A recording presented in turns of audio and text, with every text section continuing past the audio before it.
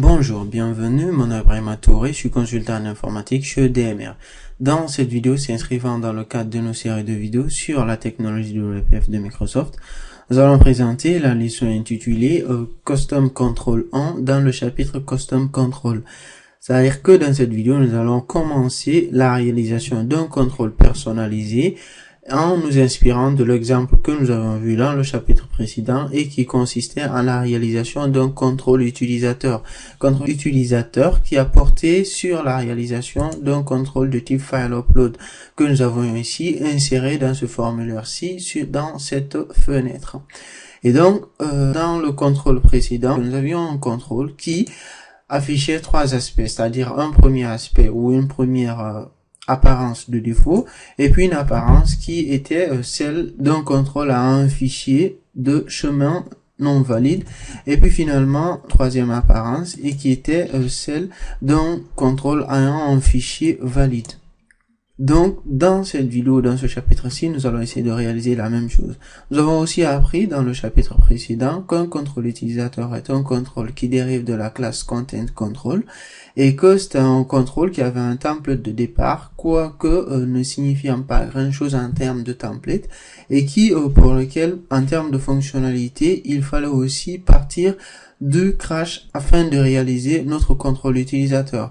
Alors un contrôle personnalisé se différencie d'un contrôle utilisateur par le fait qu'un contrôle personnalisé est redistribuable assez facilement parce que c'est un contrôle qui est embarqué dans une librairie de classe, mais aussi qu'un contrôle personnalisé dérive au départ dans le framework cart de la classe control. Ce qui fait que à partir de là, le custom control n'a pas au départ un certain template, mais que nous sommes obligés de construire à partir de crash et la partie template et la partie fonctionnalité d'un custom control, différemment du contrôle utilisateur qui a un certain formatage de départ.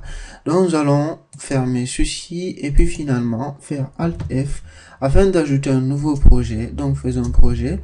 Et dans la partie projet, nous allons choisir application de type WPF et à ce niveau, nous allons marquer Custom Control. Donc dans ce chapitre, le projet du chapitre Custom Control, nous allons ajouter à notre projet un contrôle personnalisé.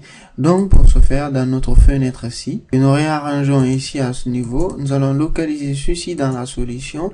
Et à partir de notre solution, nous allons faire ajouter. Et dans la partie ajout, nous allons ajouter un nouveau projet. Et un projet cette fois-ci qui va être de type contrôle personnalisé WPF. Donc, dans la bibliothèque de contrôle personnalisé WPF, alors nous ajoutons ceci en faisant contrôle parcours. Nous faisons ajouter. Et donc, dans notre nouvelle fenêtre ici, en localisant ceci dans la solution, nous voyons à ce niveau que nous avons un nouveau projet de rajouter dans notre solution qui est un projet de type librairie de classe et dans lequel nous avons un fichier de type XAML qui est un fichier générique XAML qui représente ici dans notre contrôle personnalisé un point d'entrée pour toutes les ressources et pour le template de notre contrôle personnalisé que nous allons réaliser dans sous peu. Aussi, nous avons dans le modèle ici notre classe Custom Control ici et classe qui nous a été rajoutée automatiquement. Donc à partir de là, nous allons renommer cette classe. Donc du nom de la classe que nous allons mettre ici, au lieu de mettre Custom Control, nous dirons alors en ce moment parcours, simplement, en référence à notre prochain contrôle que nous allons avoir dans sous peu. Donc nous allons changer le nom précédent pour mettre la valeur du nom choisi. Et puis finalement, nous allons choisir ce même nom pour changer le nom de notre classe dans la solution. Faisons F2. Et nous replaçons ceci. Donc notre classe étant ceci, c'est-à-dire le contrôle parcours, nous allons localiser ceci dans la solution en faisant ceci et puis en accédant à notre fichier générique.xaml. Alors en ce moment, en arrangeant l'interface ici à ce niveau, donc dans le fichier, ce que nous pouvons remarquer au départ, ce que nous avons, c'est que c'est un point d'entrée qui est dictionnaire de ressources et dans lequel nous avons un style. Et donc dans style ici, en termes de valeur de ce style, il s'applique à un élément instance de la classe parcours, notre classe que nous avons ici, que nous avons à partir de là, que nous avons notre classe parcours. Et puis aussi, nous remarquons que dans ce style, il a un setter. Et ce setter, en termes de propriété, est appliqué à un template. Et en termes de value, nous pouvons alors en ce moment placer en son sein tout contrôle que nous souhaitons. Le border que nous avons ici, au sein de tout cela, remplacer ceci par un grid pour la réalisation de notre control file upload. Donc en ce moment, nous mettrons un premier grid et dans ce grid, dans cette grille, nous allons placer un second grid, un grid principal. Et un grid dans lequel nous allons placer un certain nombre de colonnes definition. Donc nous mettons certaines définitions de colonnes pour ajouter des colonnes definitions. Donc mettons colonnes definitions. Au sein duquel nous allons rajouter deux colonnes différentes. Donc ici, dont la largeur va être à auto, ou 4 fois la largeur de la prochaine colonne. Et puis nous allons rajouter alors une dernière colonne ici. Et toujours dans notre grille à ce niveau, nous allons rajouter un border. Border dont le border brush va être à la valeur de gray. Et dont le border thickness ici va être à la valeur de 1. Pour lequel nous allons faire un snap to device pixel à true pour que notre border soit bien accolé au contour du conteneur dans lequel il se trouve. Et puis une définition, une grille ici. Puis dans cette grille, nous allons rajouter deux colonnes définition. Donc nous pouvons copier cette colonne ici et rajouter celle-là dans cette grille ici, à la différence que cette fois-ci nous allons mettre celle-là à auto. Et puis donc dans cette grille, enfin, nous allons rajouter un rectangle. Donc là, nous sommes dans la construction de notre contrôle personnalisé en termes de template. Donc nous nommerons ce rectangle-là rectangle erreur. Donc rect est à erreur. Et pour lequel nous allons donner une certaine largeur minimale de 30. Puis nous allons définir un text box auquel nous allons donner le nom de texte parcourir erreur. Auquel nous allons donner un certain border brush à la valeur de transparent, élément que nous allons expliquer dans sous peu, auquel nous allons donner une certaine largeur minimale à une valeur que nous allons préciser dans sous peu et que nous allons placer dans la colonne. Donc nous mettrons grid.colonne ici et qui va recevoir un certain font size de 18. Et puis en dessous de notre border ici, nous allons placer un bouton alors.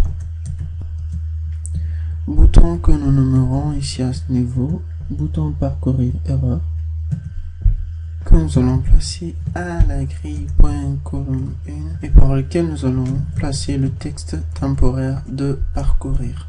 Et donc en termes de min-width du text box que nous avons ici, nous allons faire un certain binding et nous dirons élément name va être notre bouton parcourir erreur ici.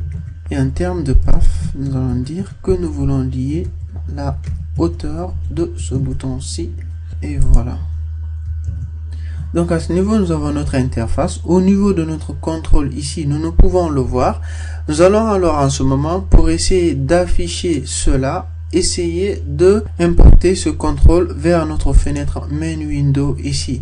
Mais pour ce faire, il va falloir d'abord que nous référençons ce contrôle personnalisé, parce que notre contrôle personnalisé se trouve dans ce projet contrôle parcours, alors que notre fenêtre main window se trouve ici dans cette fenêtre-ci, dans ce projet-ci qui est custom control.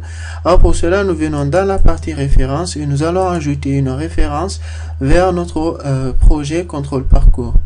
Donc nous venons dans la partie projet et nous choisissons comme référence contrôle parcours, dont référence de type projet, nous faisons ajouter, qui apparaît à ce niveau ici et nous faisons closer. Et puis à partir de là, il va falloir que dans notre fenêtre alors que nous ajoutons une référence en termes d'espace de nom vers notre contrôle parcours. Donc nous mettons XML namespace, donc nous faisons contrôle parcours qui est tout de suite vu et nous rajoutons ceci.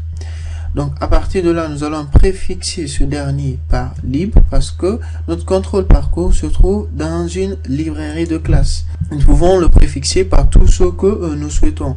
Alors à ce niveau, nous allons faire F6 Et puis, ceci étant, nous ajoutons alors le markup correspondant à cela pour importer notre contrôle parcours et le placer dans la fenêtre. Et tout de suite, nous voyons notre contrôle personnalisé qui apparaît ici. Nous pouvons donner à ce dernier une certaine margin, par exemple, de la valeur de une certaine hauteur, par exemple, disons 8, qui va être à la valeur de 40.